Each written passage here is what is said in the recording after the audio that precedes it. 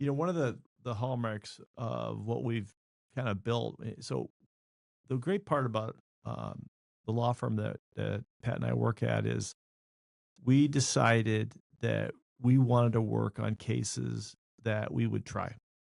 And so there's very few cases that we take in personal injury wise that we would be embarrassed to put on in front of a jury. We want to make sure that if we do impanel a jury, that they're interested in the case, that it's about something that's bigger, and it's something that they have to right or wrong. So how soon after you started practicing in 2014 were you doing trucking type cases?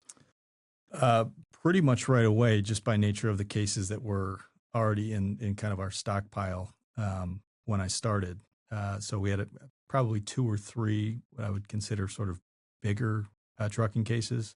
And me just being so paranoid about, looking like an idiot when I was still learning what I was doing, I just totally immersed myself in those cases and learned a lot about the injuries and the doctors. I learned how to talk to some of our experts about how to convey what their opinions are about a various case to jurors. So yeah, basically from the beginning of my career as a PI lawyer, I've been handling heavy trucking cases. Is it easy to handle these types of cases? No, I don't think it's easy handling, not even just trucking cases. I think motor vehicle cases have their own set of complexities, but certainly no, trucking cases are like a souped up car crash. So I know our first trial, we had somebody described a commercial motor vehicle crash as sort of a garden variety crash. And what I've come to learn over the last 12 plus years of practice is there really isn't a garden variety case. So I don't think any case is easy, but certainly not trucking case. When I don't know if you were there still when the appeal was going for Taluc versus C.H. Robinson. I think that had resolved shortly before I came aboard, or right. There were still some like pendant cases because I know that case went on for like 10 years. Right. But I think your involvement was closed by the time I started. Yeah. So just for our listeners, our law firm handled a case called Taluc versus C.H. Robinson, in which it was very interesting to me to reiterate what Pat says, that there's really no superficial case that is a trucking case. The case that we got in Taluc versus C.H. Robinson was a case in which a very small trucking company and driver had driven into stop traffic at about 70 miles an hour and killed 2 people and then permanently injured my client, Bill Taluc. And they had told us that they had all that was available for insurance was, I think it was either $750,000 or $1 million. And so that's when the game started, as far as trying to figure out who was going to actually pay for all this mayhem. So when I was hired by the Talucs, I wanted to make sure that I turned over every single rock and make sure that we knew exactly who was benefiting from this transaction. Well, the long and short of that was that we found out that the broker who brokered the load, C.H. Robinson, was heavily involved in the management, care, hiring of these folks, and had a big impact on this crash. And so I ended up bringing a lawsuit against C.H. Robinson. We ended up getting a very large judgment against them. I believe it's one of the first ever trials to get a judgment. And then there was an appellate court opinion, which you can find, which is heavily cited to this day. And I found out during that, I want to say it was like a 5 or 6 years of litigation before we get to trial. I learned way back when that there is no such thing as a garden variety or a simple case. In any case, there's always more to find out. And I think what Patrick's done is take it to the next level. So when he came on board after that case, he took the work that we did and then went even further and studied a lot of things that need to be studied. So tell us what's under the hood in those cases as far as what type of regulations, that type of thing. Yeah, let me just comment quickly on what you were talking about with Taluc. I certainly, that was before my time starting here. But that's a North Star case for our firm and has been for a long time. And I'm sure I've used just about every document from that case as a template for something in another case, or just, um, you know, using those as kind of guides for how we handle some of these other trucking cases. But under the hood of a trucking case, yeah, a lot of it is trying to think creatively and trying to figure out who all the various parties might be. Because if you just have a single truck driver, maybe he's an owner operator, it looks like it's going to be a limited recovery just because there's not a ton of insurance.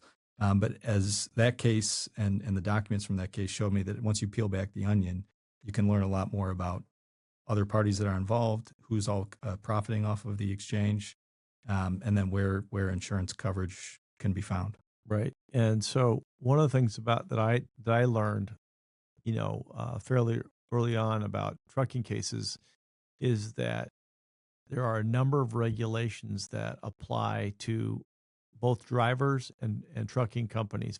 Tell us a little bit about that.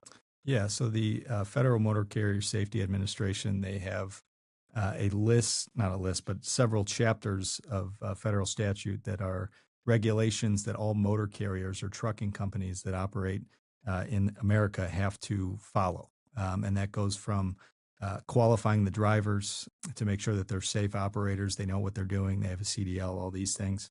It goes to what some of the equipment that's required on the trucks, and then some of the record keeping and document retention that the companies have to follow to make sure that if something bad happens, we have proof that you were dotting the I's and crossing the T's of all the safety things that you're supposed to be doing.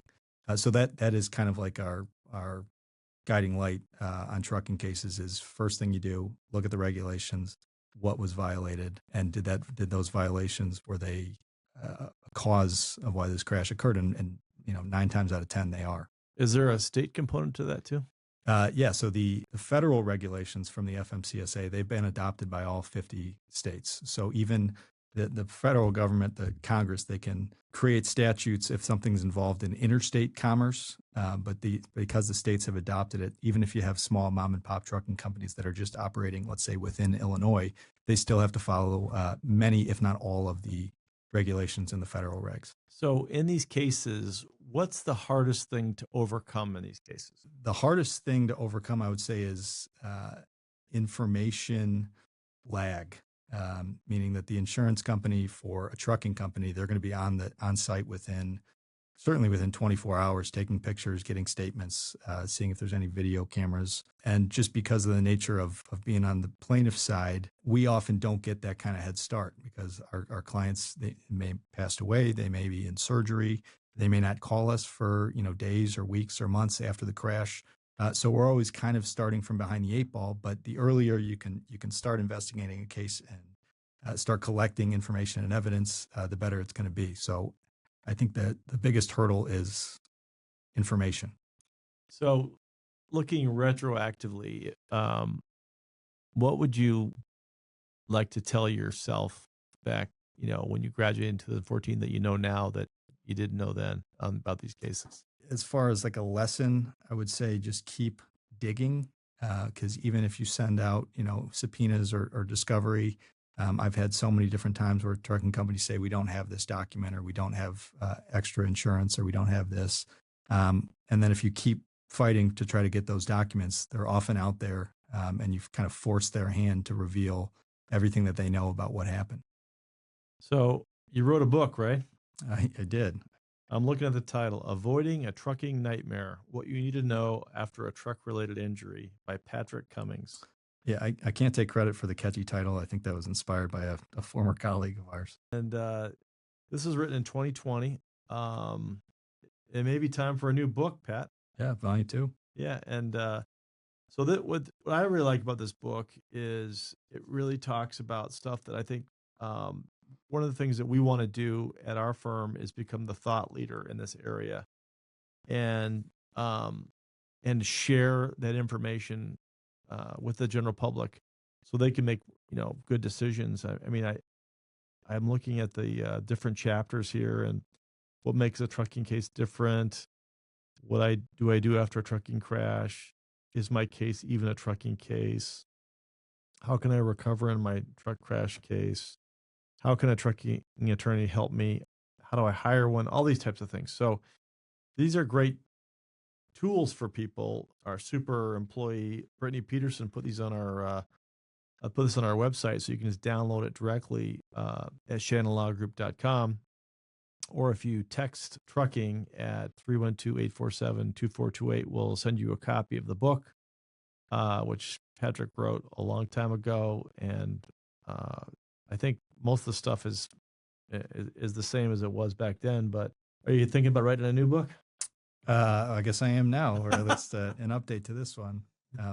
But I'll say the reason we wrote this book is because when we meet with a client, you maybe get like an hour with them at the initial consultation, and you try to give them a background of what to expect and what's coming down the pipeline.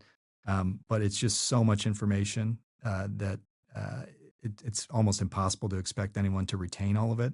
So this is just a nice guideline to say, here's kind of what the process looks like. Here are some frequently asked questions that maybe consult with the book first. And then obviously if something's not clear in there, or if they have follow-up questions, whatever, I'm certainly happy to answer them. But this gives them something to go back to if they have quick questions. Yeah, it's one thing I really like about the thought leadership concept is that Pat's, as a young attorney and now entering his prime, is basically saying, hey, here's what the world we're in. Here's the playground where I play, and not hiding information from you or requiring you to pay him for it. He's more than willing to sit down and talk to you and say, hey, this is my experience. This is what I do.